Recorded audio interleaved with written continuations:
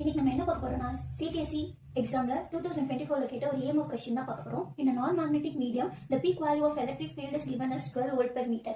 The relative permittivity is given as epsilon r equal to 100 by pi square. The time average per meter square will be.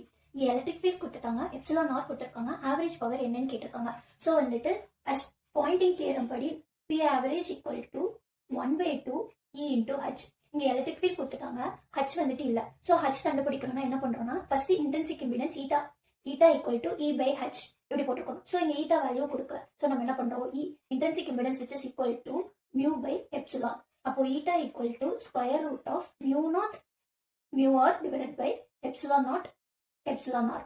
இப்போ நம்மளுக்கு தெரியும் mu naught equal to 4 pi into 10 to the power of minus 7. epsilon naught ஓட value என்ன 10 to the power of minus 9 divided by 36 pi. நம்ம நார்மலா epsilon naught ஓட value 8.86 into 10 to the power of minus 12 ன்னு படிச்சிருப்போம். நம்ம calculator TNPSC allow பண்ண மாட்டாங்க, அதனால நம்ம இந்த ஃபார்முலா யூஸ் பண்ணிப்போம் இந்த value. So square root of mu naught ஓட வேல்யூ என்ன 4 pi into 10 to the power of minus 7.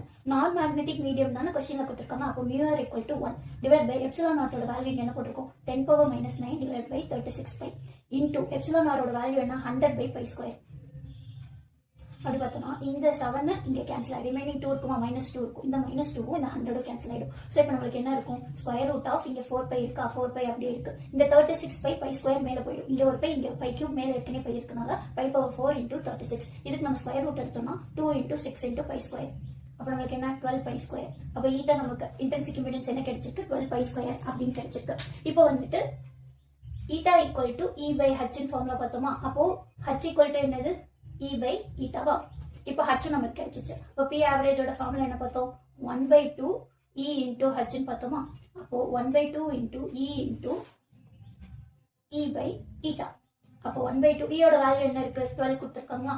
12 into 12 divided by eta square என்ன படிச்சோம் 12 pi square. 12 cancel, இது 1 times 6 times.